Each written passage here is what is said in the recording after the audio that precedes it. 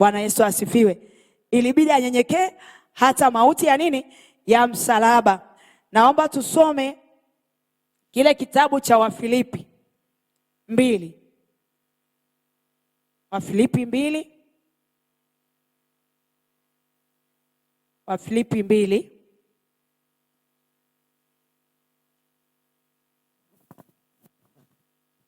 Tunaanza ule mstari wa 5. Tutasoma. Amina.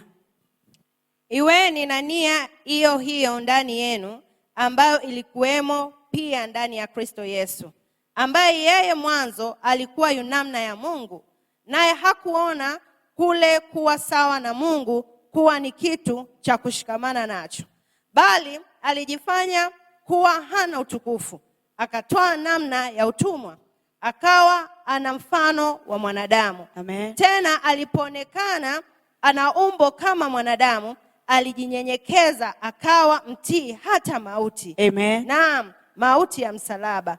Kwa hiyo tena Mungu alimwadhimisha mno, akamkirimia jina lile lipitalo kila jina, ili kwa jina la Yesu kila goti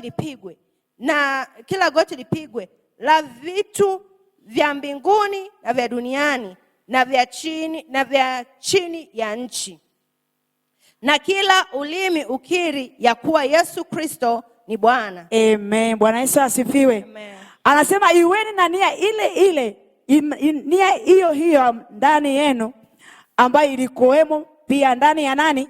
Ya Kristo.